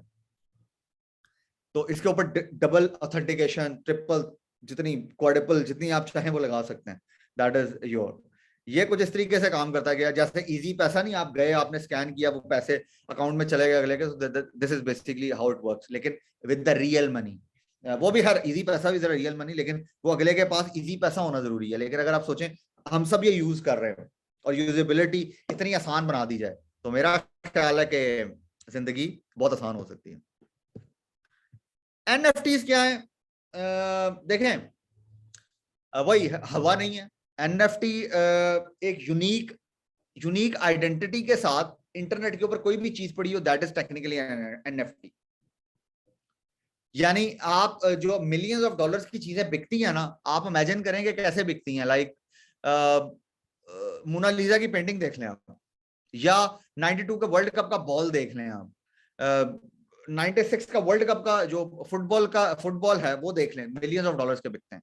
रीजन, क्योंकि वो यूनिक मोमेंट में थे, यूनिक बने हुए थे। देन वो आगे की तरफ, यानी कि वो यूनिक है। तो इसी तरह हम जब रियल वर्ल्ड की चीजों को डिजिटल में कन्वर्ट कर रहे हैं, तो दैट इज बेसिकली NFT। इसके अलावा कोई हवा चीज नहीं है कि लोग मिलियन डॉलर की खरीद रहे हैं और पता नहीं क्या क्या कुछ हो रहा है। बल्कि आजकल तो बड़ी मजे की बात है, एक ना मेटावर्स की वीडियो भी चल रही है, जो मैं लोगों को कई दफा बता चुका हूं कि that is on the Facebook, और वो उसके लिए ओकुलस 2 होना बड़ा जरूरी है। That is not technically a metaverse, that is a meeting room जो उन्होंने बनाया हुआ है, जिसमें आप जाके बैठ सकते हैं। खैर, वो एक डिफरेंट डिस्कशन है। तो अभी ये जो पेंटिंग ये जो आपको पिक्चर नजर आ रही है ना, जिसके अंदर वो लग रहा है कि क्या पिक्चर है, ये इस टाइम सबसे बड़ी पिक्चर है, और ये $69.3 मिलियन की बिकी है। अच्छा, $60.3 मिलियन का ये मतलब नहीं है किसी ने बैंक अकाउंट में डाले थे पैसे। ये अगेंस्ट क्रिप्टो करेंसीज हुआ है। यानी एक बंदे के पास कुछ बिटकॉइन पड़े, वो तो उनको मिला के तो उसकी डॉलर्स में वर्थ इतनी बनती है। तो दैट इज नॉट समथिंग कि जी मैं किसी ने बैंक से बैंक में पैसे भेजे हैं, या किसी ने जाके कैश दिया जी इतने डॉलर्स का, तो ये नहीं है असल में। ये डिजिटल वर्ल्ड में ये सब कुछ हुआ है। खासियत इसकी आप खुद पढ़िए पेंटिंग की क्या, मैं अभी उसकी डिटेल में जाऊंगा। अभी हमारी कुछ चीजें एक्चुअली बाकी हैं जिन पे मैंने जाना है, जो सिक्योरिटी आप लोगों की इससे रिलेटेड है काफी ज्यादा। मेटावर्स क्या है जी? मेटावर्स आप लोग ऑलरेडी जो AR VR का एक्सपीरियंस आप सबने किया होगा होपफुली, गेमिंग में या किसी और सूरत में। तो वो जो गेमिंग है बेसिकली वही ओकुलस 2 की मैंने भी बात की, या जो ग्लासेस आप लोग यूज करते हैं उसके अंदर आपको ये दिखा दिया जाए कि जी उसको इंटरनेट से कनेक्ट कर दें आप technically. So that is basically a metaverse. कि आप एक तीसरी, अगर आप लोगों ने एक, मैंने पिछले दिन एक वीडियो भी बनाई थी इसके ऊपर, कि आप ना एक मूवी है रेडी प्लेयर वन, अगर आपने वो समझनी है, उसमें आपको वर्चुअल रियलिटी का VR का कॉन्सेप्ट दिया हुआ है और किस तरीके से मेटावर्स काम करेगी आगे चल के। और अगर आपने AR का वो लेना है तो फ्री गाय एक मूवी आई थी, वो देखिएगा, आपको अंदाजा हो जाएगा कि AR कैसे काम करेगा। तो AR VR का जो बहुत बड़ा रोल आगे चल के, जैसे मैं अभी तो चले हम अभी भी वर्चुअली कनेक्टेड है, लेकिन अगर मैं आपको पूरा वो एक्सपीरियंस देना शुरू कर दूं, मेरे नीचे ट्रेडमिल पड़ी और मैं वहां पे चलता फिरता, जो मेरा मेनली स्टाइल है लेक्चर्स देने का, मैं उस स्टाइल पे आपको नजर आ रहा हूं, मैं स्टेज के ऊपर खड़ा हूं, आपको भी फील हो रहा हो, तो basically metaverse is a experience, कि वो आपको किसी चीज का एक्सपीरियंस देगा। That is a metaverse actually. Cyber security, blockchain में हमने क्रिप्टोग्राफी पे थोड़ी सी बात की, फिर हमारे जो ब्लॉकचेन के assumptions हैं या जो ब्लॉकचेन पे अटैक्स होते हैं वो बेसिकली किस तरीके से इसके अंदर एक अटैक होता है that is called 51% attack. Blockchain में या टेक्निकली बिटकॉइन में, ब्लॉकचेन में तो नहीं कहना चाहिए क्योंकि ब्लॉकचेन में टर्मिनोलॉजी चेंज हो सकती हैं। बिटकॉइन के अंदर आपको 51% जो प्रूफ ऑफ वर्क की मैंने बात की थी ना, उसमें 51% मार्केट आपको अपनी तरफ चाहिए, फिर आप कोई चीज ऐड करते हैं या फिर आप किसी चीज को एक्सेप्ट करते हैं। So that is basically 51%। अगर आपने क्या किया, आपने अपने कुछ सर्वर्स जोड़े और उसको इस काबिल बना दिया कि वो 51% कंप्यूटिंग पावर जनरेट कर रहा है पूरे नेटवर्क की, तो दैट मीन्स कि आप ही विन करेंगे चीजों को, आपके पास ही तमाम चीजें आएंगी, तमाम रिक्वेस्ट आपके पास आएंगी। So that is 51% attack. Cryptography, इसका एक तो ये याद रखिएगा, ये वन वे फंक्शन है, यानी आपको अगर एक QR कोड नजर आ रहा है ना, तो आप उसको ब्रेक करके वापस नहीं जा सकते कभी भी, आप वो आगे की तरफ ही, यानी कि वो आपको आगे की तरफ, इसकी बेस पे बहुत सारे पब्लिक एड्रेसेस आप वो कर लेते हैं कि जी मैंने अगर हमजा साहब को देना है, मैंने शफकत साहब को देना है, मैम राफिया को देना है, तो मैं हर किसी का अलग अलग पब्लिक एड्रेस बना के अपना भेज सकता हूं उनको। ऐसा नहीं होगा कि जी और उस एड्रेस से वो वापस कभी मेरे वो जो हैश की बात की थी उस तक पहुंच सकते, और हैश की से कभी मेरे अकाउंट तक वापस नहीं पहुंच सकते। वो जो लोग कहते हैं ना जी हम आपको ये ट्रेस कर देते हैं क्रिप्टो करेंसी कहां से आई, वो टेक्नोलॉजिकल पॉसिबल नहीं है। ठीक है, चेन एनालिसिस एक कंपनी आती है, आप उसको पढ़ें, वो एक हद तक तो लेके जा सकते हैं आपको, लेकिन उस हद से आगे नहीं जा सकते कभी। नॉन लोकल का मतलब ये है कि जी ये जो है ना, आप इसको, जैसे मैंने भी मिसाल दी, मैं मल्टीपल लोगों को ये दे सकता हूं, इसमें मुझे कोई ऐसी चीज नहीं है। अच्छा, इसके अंदर एक और बात आप ये याद रखिए कि जी क्रिप्टोग्राफी एक्चुअली वहां पे सबसे ज्यादा वो होती है, जैसे कि मैंने अगर आपको एक चीज देनी है, या जैसे आप लोग क्रिप्टोग्राफिकल लैंग्वेज कैसे बोलते हैं, बड़े मजेदार तरीके से बोलते हैं दोस्त, अच्छा उनको पता नहीं होता, ब्रेन फंक्शन है ना, होता ये है कि जी वो वापस आप उसको किसी दोस्त को कहते हैं यार इतने बजे कॉल करी, मैं फारग हूं, तब मैं फारग हूंगा। सो दैट इज बेसिकली एक मैसेज दिया कि यार अगर वो इतने बजे कॉल करेगा ना, तो दैट मीन्स समथिंग, या इतने बजे वहां पे मिलते हैं। तो ये सारी की सारी वो हमारा ब्रेन ये काम कर रहा होता है, लेकिन हमने कभी इस लेवल पे जाके सोचा नहीं है चीजों को, हम चीजों को सिक्योर कर रहे होते हैं अनइंटेंशनली। ठीक, तो ये आपका जो इसको आप ये कह लीजिए आपकी प्राइवेट की है। अब वहां पे अगर जैसे होता है ना कि आप किसी फेसबुक के बंदे को मिल रहे हो, असल में शक्ल उसकी किसी और तरह की है, तो आप उसको कहते हैं हम वहां पे मिलेंगे, मुझे आके ना तुम ये चीज बताना, मूवीज में आपने देखा होगा, तो वो प्राइवेट की होती है, सपोज कर लेते हैं, जैसे पुराने उसमें होते थे पुरानी मूवीज के अंदर कि तुम आके ना उधर जो आपका क्लब है उधर पहुंच के तुम गाना गाना, तू जरा तो तुम्हें अंदर आने देंगे। तो ये बेसिकली इस तरह की चीजें, तो वो डिजिटल सिग्नेचर होते हैं, वो इस तरीके से काम करते हैं कि वो आपका एक डिजिटल सिग्नेचर बन जाता है। सिक्योरिटी assumptions, डिजिटल सिग्नेचर की मैंने भी बात की, यूनिक डिजिटल सिग्नेचर, यानी आपका वो जो उसकी बेस पे आपने बनाया ना, जो हैश की है आपका, आपकी बनी हुई जो हैश बना हुआ है, उसकी बेस पे आपने अपना एक डिजिटल सिग्नेचर क्रिएट किया, जो कि अब आप हर जगह पे ऑथेंटिसिटी के लिए यूज कर रहे हैं। मल्टीपल भी यूज हो सकते हैं, जैसे इस फोन को खोलना तो मेरा थंब है, इसके बगैर ओपन ही नहीं होगा। थंब के साथ मुझे अगर एक और की देनी पड़े तो these are the digital signatures. वही बात कि ये आपको मेरे ज्यादा पता होंगी ये चीजें माशाल्लाह, बिकॉज आप तो साइबर सिक्योरिटी पढ़ रहे हैं कि इसको कैसे मैनिपुलेट भी किया जा सकता है और कैसे इसको ज्यादा सिक्योर भी किया जा सकता है। हैश फंक्शन में हमने ऑलरेडी काफी बात कर ली है, तो इसमें मेरा ख्याल है दोबारा जाने की जरूरत है। अटैक्स के ऊपर देखें, यहाँ पे अटैक्स जो होंगे आगे चल के, एक बुक है अगर आप लोगों ने नहीं पढ़ी तो जरूर पढ़िएगा, उसका नाम है फ्यूचर क्राइम। उसके अंदर आपको बहुत सारे आइडियाज मिलेंगे आपके फाइनल ईयर प्रोजेक्ट पे और इस तरह की तमाम चीजों के ऊपर के आगे चल के दुनिया ने करना क्या है, किस तरह के क्राइम्स आगे चल के होने हैं, किस तरीके से आपने चीजों को ज्यादा सिक्योर बनाना है। यहाँ पे वो जो लोग कहते हैं ना हमारी क्रिप्टो करेंसी चोरी हो गई, ये हो गया, वो बेसिकली स्मार्ट कॉन्ट्रैक्ट के फ्लॉज होते हैं, या वो होते हैं बेसिकली वॉलेट अटैक्स होते हैं। 51% अटैक करना दुनिया का मुश्किल तरीन काम है, लेकिन चंद लोग जो वो कहते थे ना कि जी क्रिप्टो करेंसी को जो है इकोनॉमी का पार्ट बना दें और ये कर दें वो कर दें, उनको ये चीजें नहीं पता थी कि जी इसमें अगर आप इकट्ठे हो जाए ना एक जगह पे, बहुत सारा पूल बना लें, तो आप मैनिपुलेट कर सकते हैं पूरी मार्केट को बड़ी आसानी से। अच्छा, ब्लॉकचेन विद अदर टेक्नोलॉजीज, आपको अपनी फील्ड नजर आ रही है यहाँ पे, साइबर सिक्योरिटी कहाँ पे काम करेगी। अच्छा, एक चीज और याद रखिएगा, मैंने एक जो चीज अभी बात की ना सेंट्रलाइजेशन की और डिसेंट्रलाइजेशन की, डिसेंट्रलाइजेशन के लिए पॉलिसीज डिफरेंट बनेंगी, और वो आप लोग, क्योंकि आप लोग अभी नए ग्रेजुएट्स हैं, आपको इस चीज का पता होना जरूरी है। आप सेंट्रलाइज्ड कोई नहीं काम करते रहेंगे, सेंट्रलाइज पे पॉलिसी, क्योंकि जब दुनिया चेंज हो जाएगी, यानी अब हर बंदा डिसेंट्रलाइज है, मेरे इसके अंदर सारा कुछ, तो आई नीड मोर सिक्योरिटी। तो साइबर सिक्योरिटी पे समझ जाएं किस तरीके। अब ब्लॉकचेन इंटरनेट की तरह ही काम करेगा, जिस तरह मैंने पहले बात की थी कि साइमल्टेनियसली तमाम चीजें चेंज होती जाएंगी, तमाम टेक्नोलॉजी, जैसे आईओटी आ जाएगी, आईओई डेटा साइंटिस्ट में काम कर रहे होंगे, आर्टिफिशियल इंटेलिजेंस आ जाएगी, एआर वीआर मेटावर्स आ जाएगा, लेकिन blockchain for the verifiable data वहीं पर खड़ा होगा। इसके स्टेप्स हैं डिफरेंट, कि जी जो डेटा इकट्ठा हो रहा होगा वो इंटरनेट ऑफ थिंग्स से हो रहा होगा, डेटा यूज जो कर रहा होगा आर्टिफिशियल इंटेलिजेंस कर रही होगी, उसकी बेस पे मुझे जो सजेशंस आ रही होंगी एआर वीआर या डेटा साइंटिस्ट से आ रही होंगी, तो वो बहुत सारी चीजें, थोड़ी कंफ्यूजिंग तस्वीर। मैंने इसको जो डिजाइन किया है, बेसिकली आपको पता लगना चाहिए कि आप कहां पे फॉल करते हैं, यानी artificial web 3.0 metaverse, this is basically आपको नजर आ रहा होगा ये साइबर सिक्योरिटी लिखा हुआ है, ये हर चीज का पार्ट है इसके अंदर, यानी एक बड़ा दायरा है जो डेटा साइंसेस का भी है और बड़ा दायरा 5G का भी है। तो डेटा जो साइबर सिक्योरिटी के लोग हैं, जब उन्होंने पॉलिसीज बनानी है, वो बड़ी डिफरेंट तरह की होंगी आज से 1 साल बाद।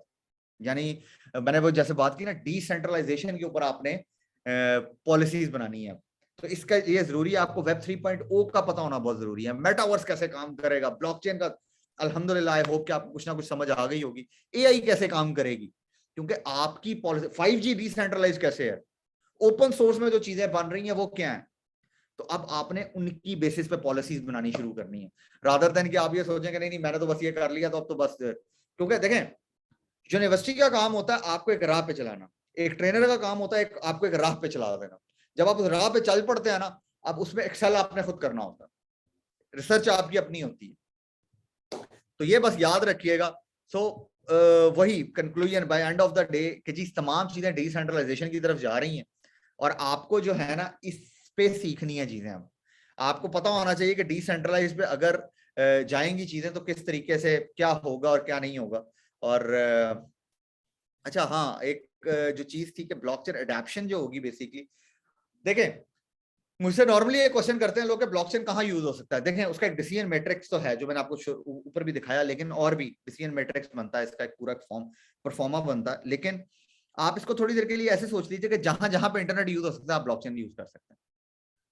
Mainly you need connectivity, you need AI, जहां पे आपको ट्रांसपेरेंसी रिक्वायर्ड है, तो हर इंडस्ट्री में इस बात से साबित ही होता है कि हर इंडस्ट्री में एक्चुअली ब्लॉकचेन रिक्वायर्ड होगा। यानी मैंने आपको कहा आपके घर तक में एक्चुअली ब्लॉकचेन, जब स्मार्ट डिवाइसेस आनी शुरू हो जाएंगी ना, तो आपको ब्लॉकचेन चाहिए होगा। कैरियर की जब बात करते हैं तो यहाँ पे कैरियर उसी तरीके से काम करेगा जिस तरीके से आपको सिर्फ डेवलपर, जैसे अभी साइबर सिक्योरिटी में भी सिर्फ आपको डेवलपर या हैकर बनने की जरूरत नहीं है। आप पॉलिसी मेकर बन सकते हैं, आप आर्किटेक्ट बन सकते हैं, आप रेगुलेटर बन सकते हैं। तो यानी आप बहुत सारे ऐसे काम कर सकते हैं जिसमें प्रोग्रामिंग इन्वॉल्व ही नहीं है। मैंने सारी जिंदगी जो काम किया, लाइक कि जी नेटवर्क्स में काम किया, और मुझे नेटवर्क कॉन्फ़िगर करना नहीं आता। मैं ये तो बता सकता हूँ कि ये राउटर लगाओगे तो ये कुछ हो जाएगा, ये फायरवॉल लगाओगे तो इसमें ये फंक्शनलिटीज है, यहाँ पे ये वाला फायरवॉल अच्छा इसको ट्रबल शूट करना होगा तो ये चीज हो जाएगी।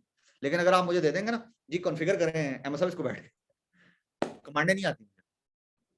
और आगे चल के एक रूल आ रहा है, दैट इज आपको शायद ऑलरेडी पता होगा, 80-20 का रूल है कि 80% डिजाइनिंग होगी, 20% जो है उसकी इंप्लीमेंटेशन पे टाइम लगेगा। क्योंकि चीजें जिस तरह मैंने कहा था, पुरानी टेक्नोलॉजीज को यूज करते हुए नई चीजें बन रही होंगी, तो दैट मीन्स कि वो तमाम चीजें जो हैं वो इस तरीके से अब काम कर रही होंगी कि वो 80-20 रूल जो है ना वो अब आएगा कि जी 80% आपने टाइम, यानी प्रोजेक्ट का 80% टाइम आपका डिजाइनिंग पे लग रहा है, ताकि जब वो जो 20% आप जब कर रहे हैं वो फुल फ्लैश, जो क्योंकि आपने डिफरेंट टेम्पलेट्स यूज कर लेने हैं जो बने पड़े हैं डिफरेंट जगहों पे, आपने उनको सिर्फ क्रिटिकल जो चीजें होंगी सिर्फ आप उनको प्रोग्राम कर रहे होंगे, इसके अलावा और कुछ नहीं। ये मेरी बुक का लिंक है, अगर आप लोग इसको स्कैन करना चाहें तो आप कर सकते हैं, ये फ्री ऑफ कॉस्ट अवेलेबल है, आप पढ़ सकते हैं अगर जाके पढ़ना चाहें तो। इसमें सिक्योरिटी को मैंने और भी बहुत डिटेल में एक्चुअली डिस्कस किया हुआ है, क्योंकि बड़ी नॉर्मल सी किताब है, लाइक कि जी बड़ी इजी लैंग्वेज में लिखी हुई है, लेकिन फिर भी अगर आप लोग इसको वो कर सकें तो। मुझसे कोई आप लोग कनेक्टेड रहना चाहते हैं तो दिस इज द जो इसका स्क्रीनशॉट आप ले सकते हैं या कुछ तो आप लोग रह सकते हैं जी। Any questions and anything else if you guys want to share? That's all from my side.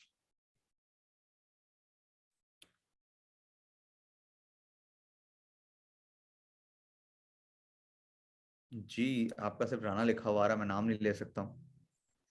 अस्सलाम वालेकुम सर।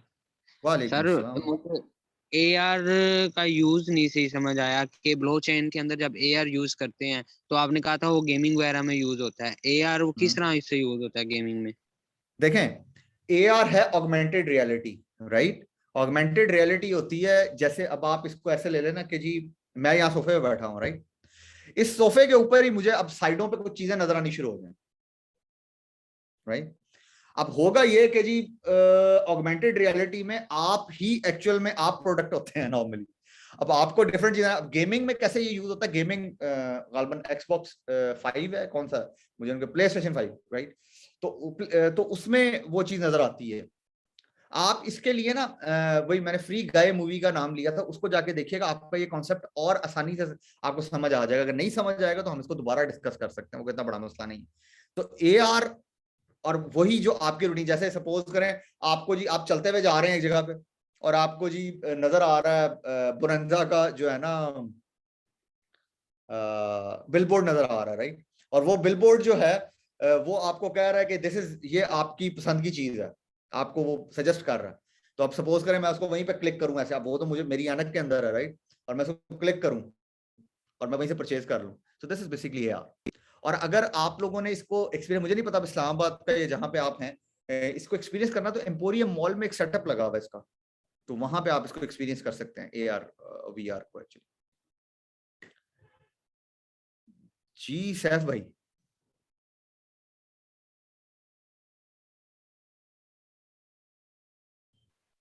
अस्सलामुअलैकुम। वालेकुम अस्सलाम। सर हमने भी थोड़ी देर पहले आपने बात की थी सेंट्रलाइज और डिसेंट्रलाइज डेटा की। तो जो सेंट्रलाइज डेटा होता है उसमें अगर कोई भी मसला होता है तो हमें पता है कि कौन रिस्पॉन्सिबल है उसका।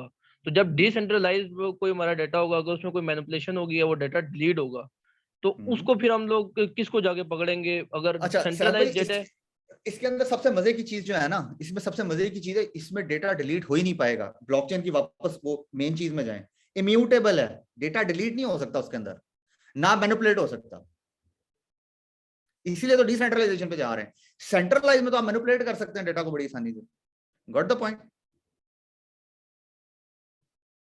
वो इम्यूटेबल वाली बात की थी ना मैंने, कि आप ना डेटा को डिलीट कर सकते हैं ना अपडेट कर सकते हैं। वो मैं खुद भी नहीं कर सकता, अगर डेटा का मैं ओनर हूं, कोई क्या करेगा? ठीक है ना, बात समझ में आई?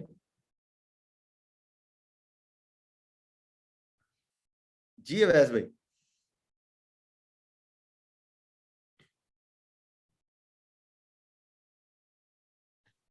अस्सलाम वालेकुम सर।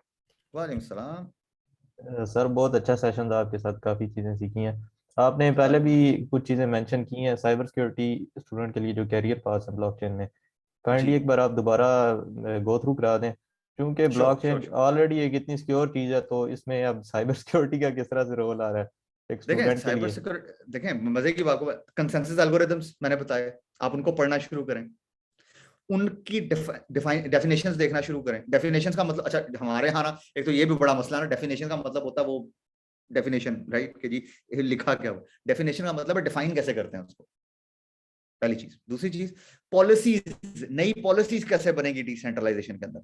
साइबर सिक्योरिटी का बड़ा क्रिटिकल रोल है तमाम दुनिया में, क्योंकि लोगों को अभी ये नहीं पता कि डिसेंट्रलाइजेशन की तरफ हम मूव हो रहे हैं। और अगर आप अभी इस चीज को सीख लेंगे sir, you become a cream in a 1 year.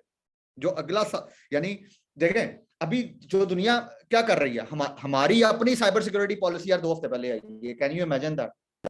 लेकिन आप सोचें कि आपको पहले से इस चीज का पता है कि डिसेंट्रलाइजेशन पे जा रहा हूं मैं, तो मैं ये पॉलिसीज नहीं होनी चाहिए, नई न्यू होनी चाहिए, या कुछ नहीं होनी चाहिए। अब उस पर आप पॉलिसीज बना सकते हैं। आप लोगों को, जो आप किसी को कंसल्टेंसी देना शुरू करें, उनके साथ आप काम कर सकते हैं। तो ये बेसिकली आपका जो पाथ है ना, वो बहुत जबरदस्त और बड़ा वाइड होने वाला है। अभी तो इस तरह का चीज आने वाली है कि आप लोग सोच भी नहीं सकते। अवैस भाई बात समझ में आई है?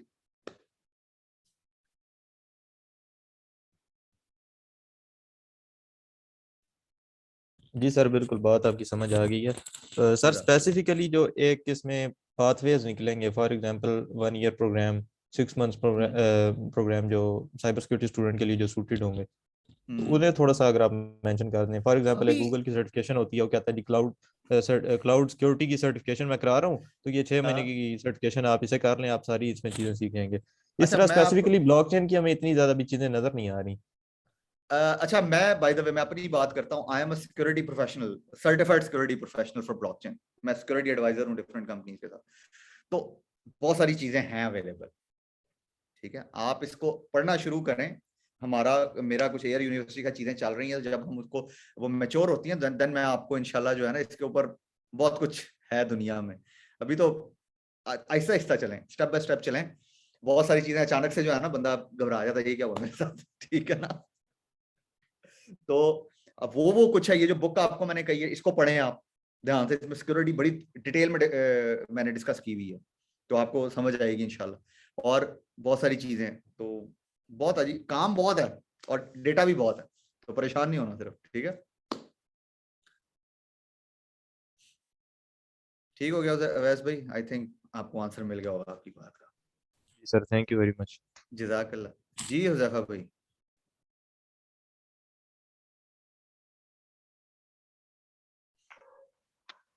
जी अस्सलाम वालेकुम सर। मेरा वालेकुम क्वेश्चन सर, जिस तरह यहाँ पे नोट्स के थ्रू लिंक होते हैं सारे, हम्म, तो यहाँ पे नोट ब्रॉडकास्ट मोड पे जाके अपना सारा जो भी उसकी चेंजेस वो कर रहा होता है वो ब्रॉडकास्ट करता है तमाम।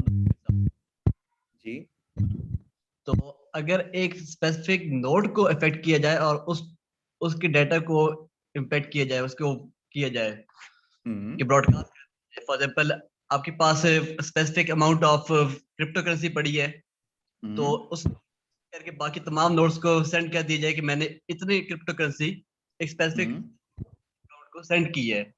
तो ठीक है। अब तो वो कि उसे चेंज नहीं किया जा सकता, तो क्या ये इसकी एक मतलब नहीं, देखें वापस जाते हैं थोड़ी देर के लिए, जो मैंने बातें की है ना उसमें मैंने एक बात की थी कि जी 51%, जब आपने कोई डेटा ऐड करना है ना तो 51% नोड उसको वेरीफाई करेंगी कि जी ये डेटा एप्लीकेबल है या नहीं है। एक नोड नहीं, आपको 51% नोड्स चाहिए अपनी तरफ, फिर आप वो डेटा जनरेट करेंगे, फिर वो डेटा एक्सेप्टेबल होगा। बात समझ में आ रहा है? वरना डेटा एक्सेप्टेबल नहीं होगा। इसीलिए मैंने 51% अटैक की बात की थी, याद है आपको?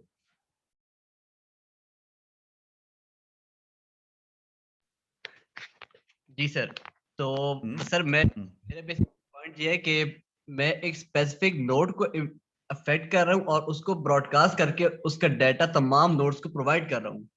देखें, आप प्रोवाइड कर भी दें उनको, मैं अव्वल तो ये पॉसिबल नहीं होगा, क्योंकि वो जो जब आप डेटा पुट करेंगे ना, वो डेटा पुट करने का मतलब ये है कि अब आपने उसको लोग उसको एक्सेप्ट ही नहीं करेंगे। 51% ने उसको एक्सेप्ट करना है, तब वो ब्लॉकचेन का पार्ट बनेगा, तब लोग उसको अपने अंदर सेव करना शुरू करेंगे। डिफरेंट उसके वो है ना मैकेनिक्स हैं। यानी अगर मैंने डेटा फेंका, ठीक है, अब वो डेटा सबके पास गया, सब ने उसको उसमें से 51% ने कहा ये डेटा वैलिड नहीं है, तो वो पूरे नेटवर्क पे मैसेज चला जाएगा कि नहीं, ये डेटा वैलिड नहीं है, वो डेटा डिस्कार्ड हो जाएगा। लेकिन अब एक डेटा आया यानी, और वो सबने कहा कि ठीक है जी एक्सेप्टेबल है मेरे लिए जी, तो 51% वोटिंग आपको अपनी तरफ चाहिए, तब आप उसको तब वो डेटा वैलिड होता है, वैलिड या इनवैलिड होता है। नेटवर्क का 51% चाहिए। ठीक हो गया सर, ठीक है, थैंक यू जी। अकील भाई, इसकी कोई रिकॉर्डिंग मिल जाए? सॉरी, कम अगेन सर, इसकी अगर रिकॉर्डिंग कोई मिल जाए तो? किसकी रिकॉर्डिंग? ये सेशन की बात कर रहे हैं? सॉरी सर, हाँ, ये अभी शेयर हो जाएगी, यानी ये मैनेजमेंट से आपकी, तो वो इंशाल्लाह आप लोगों को इसको देख लेंगे कैसे वो करना है। ठीक है, थैंक यू जी। अकील भाई, आपने बीच में भी 2-3 दफा हाथ खड़ा किया था, लेकिन सब क्वेश्चन जी सर, तो NFT के बारे में पूछना था कि जो हम कोई भी हम चीज बनाते हैं यूनिक, हम उसको कन्वर्ट करते हैं हम, तो उसके में कुछ पेमेंट मतलब कुछ पे करना पड़ता है। मिसिंग मुझे याद नहीं है वो कितना पे करना पड़ता है, और वो हमें क्यों करना पड़ता है अगर हम उसे कोई भी यूनिक चीज को हम कर रहे होते हैं कन्वर्ट। देखें, उसकी आपने जब भी कोई चीज, हमने बात की थी इथेरियम की, इथेरियम के ऊपर, इथेरियम काम करता है एप्पल स्टोर की तरह। जैसे एप्पल स्टोर की एक फीस है, आपको ईयरली फीस देनी पड़ती है अगर आपने कोई अपनी ऐप रखनी है वहां पे, तो ठीक। तो इथेरियम की एक फीस है अगर आपने अपनी कोई चीज रखनी है वहां पे। बात समझ में आ रही? तो वो आप पैसे पे करते हैं जी।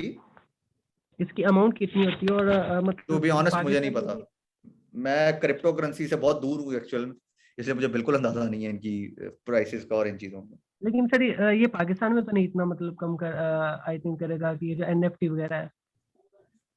नहीं, डिपेंड करता है, यानी NFT का लेना देना कोई नहीं है एक्चुअली। $50 पे करना पड़ता है, मुझे एग्जैक्टली नहीं याद, लेकिन ऑलमोस्ट इतना ही पे करना पड़ता है। No idea, to be honest, no idea to be honest. ठीक है, नहीं, शुक्रिया सर, जज़ाकल्लाह जी। सदीक भाई, 3 लोग हैं। सदीक भाई, अस्सलाम वालेकुम सर। वालेकुम सलाम रहमतुल्लाहि व बरकातहू। 2 क्वेश्चन आपके बाद और लेंगे जी। ओके सर, मेरे 4 क्वेश्चन हैं। सबसे पहला जो क्वेश्चन है सर वो मेरा ये है कि 2022 के लिए ब्लॉकचेन डेवलपमेंट का रोड मैप क्या होगा? मतलब लाइक आपको क्या क्या चीजें जो है ना वो सीखनी पड़ेंगी। बहुत सारी चीजें, मेटावर्स है, डेवलपमेंट में अगर आप देखें स्मार्ट कॉन्ट्रैक्ट्स हैं, डैप्स हैं और बहुत सारी चीजें। शुरू कहाँ से किया जाए? सेकंड क्वेश्चन मेरा ये है कि सर पाकिस्तान में जो क्रिटिकल इंफ्रास्ट्रक्चर है और हमारे जो लॉ एनफोर्समेंट एजेंसीज है उनके अंदर जो उनकी एप्लीकेशंस हैं वो कब तक हम डिसेंट्रलाइज देख रहे हैं कि वो ब्लॉकचेन पे कंप्लीटली कन्वर्ट कर जाएंगी? तीसरा क्वेश्चन मेरा ये है कि सर ब्लॉकचेन की सर्टिफिकेशंस है मल्टीपल ऑर्गेनाइजेशंस करवा रही हैं, जिस तरह ब्लॉकचेन काउंसिल है, तो वो कितनी वर्थ रखती हैं? लाइक उसका कोई फायदा भी होता है या नहीं होता? और चौथा क्वेश्चन मेरा फिर डिसेंट्रलाइजेशन से है कि क्रिप्टो के हवाले से कि जो एक्सचेंजेस होती हैं उनमें मैनिपुलेशन होती है बहुत ज्यादा, तो हम उसे डिसेंट्रलाइज कंसीडर करें या ना करें? क्योंकि पैसे का कंट्रोल हमारे पास है। नहीं करेंगे आप उसको डिसेंट्रलाइज, बिकॉज जब एक्सचेंजेस की बात आती है ना, so they are not decentralize basically. खैर, ये एक डिफरेंट टॉपिक है, थोड़ा टेक्निकल टॉपिक है, इस पे फिर कभी इंशाल्लाह डिटेल में बात करेंगे, ठीक है, जब मैं आर्किटेक्चर पे बात करूंगा। अच्छा, दूसरी बात, आपने कहा कि हमारे इदारे कब तक आ सकते हैं इस पूरे सिस्टम पे, तो इट विल टेक, मैंने जब हिसाब लगाया था तो डिजाइनिंग पे तकरीबन कोई 2.5-1 साल लगता है, उसके बाद आप इसको डेवलप, तो ये अगले 5 से 6 साल की कहानी है। अदरवाइज वो हमें लगता है कि नहीं, शायद ऐसा पॉसिबल नहीं हो पाएगा। उसकी रीजन ये है कि जी हम तो टेक्नोलॉजी में पता नहीं कितने को पीछे हैं, क्या सिलसिला है, लेकिन अभी जैसे दुबई ने अपना सारा कुछ डिप्लॉय कर दिया है ब्लॉकचेन के ऊपर, तो कल को वो आपको कहता है कि जी मुझे जो है ना आप अपनी इंफॉर्मेशन जो है वो ब्लॉकचेन पे दें, तो हम तैयार नहीं है इस चीज के लिए, तो हमें मजबूरी में करना पड़ेगा। जैसे हमने डिजिटल ट्रांसफॉर्मेशन को या ये ई एजुकेशन को अपनाया मजबूरी में, बिकॉज पेंडेमिक आया तो हमने अपनाया, वरना कभी भी ना अपनाते शायद।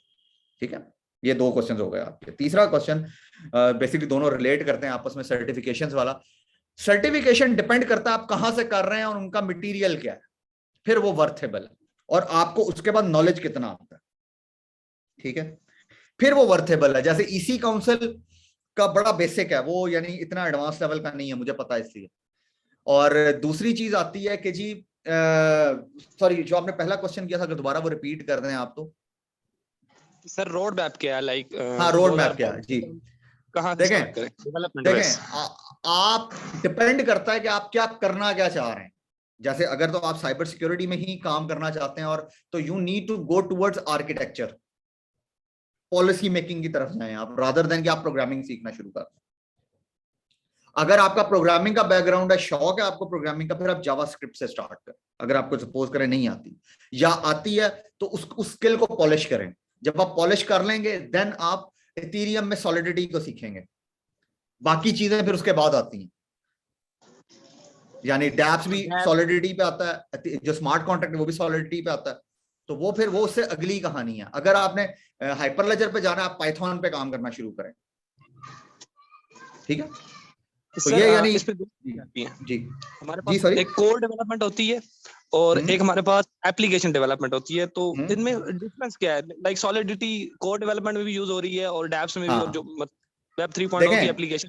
अच्छा देखें, इसमें जो है ना, देखें तो मजे की चीज है, इसके जो स्ट्रक्चर है ना, इसका ब्लॉकचेन का स्ट्रक्चर जो है, यानी कि इसकी एप्लीकेशन का जो स्ट्रक्चर है वो फ्रंट एंड बैक एंड, जो कि ब्लॉकचेन है, फ्रंट एंड कोई भी एप्लीकेशन है, जब आप इनको इंटीग्रेट करते हैं ना, प्रॉब्लम वहां पे आती है। एग्जैक्टली ठीक है, तो वो आप अब वही डिपेंड करता है। अगर जैसे मुझसे लोग नॉर्मली क्वेश्चन करते हैं जी फ्रंट एंड हम किस पे करें, फ्रंट एंड आप रिएक्ट जेएस वगैरह पे ही करेंगे, हो जाता है। मैं बताता खुद प्रोग्रामर नहीं हूं बाय द वे, लेकिन वो आप रिएक्ट जेएस पे ही करेंगे जो ऑलरेडी चल रही है। सही, लेकिन बैकएंड चेंज हो जाएगा सारे का सारा। बात समझ रहे मेरी? सही सर। तो ये बेसिकली इस तरीके से इंटीग्रेट होगा जी, सॉलिडिटी और इस तरह की चीजें हम परफॉर्म कर रहे हैं। जी जी जी जी, ठीक हो गया। जज़ाकल्लाह जी तला भाई, थैंक यू वेरी मच।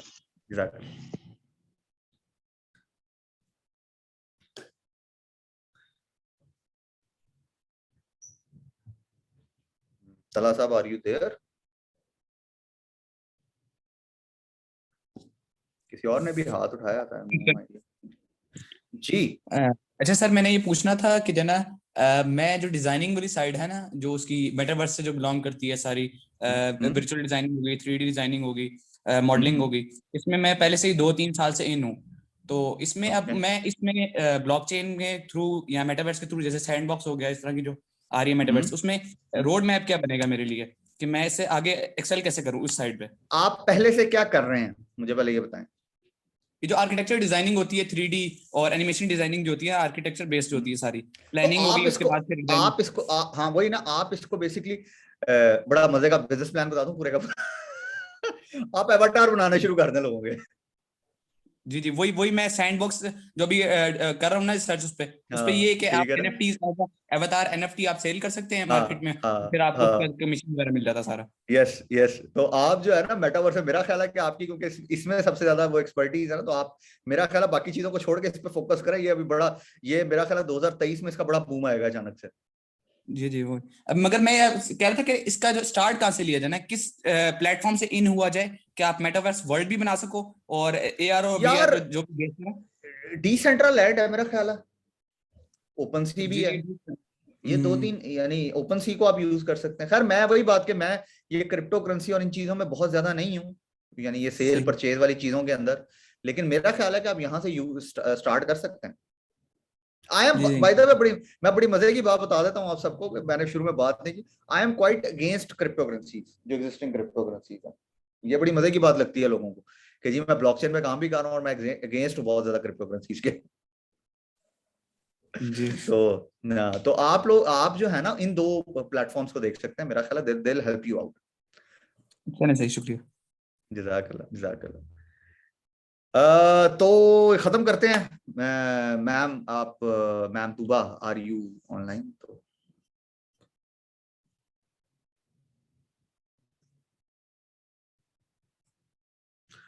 चलें, I think Thank you so much, Mr. Ahmed Manzoor, for such an informative session. thank you very much, ma'am. Thank you very much. So nice of you. Thank you, sir. Thank you so much. जज़ाकल्लाह। ये presentation मैं share कर दूंगा इंशाल्लाह आपके management से, तो आप लोगों को मिल जाएगी, ठीक है?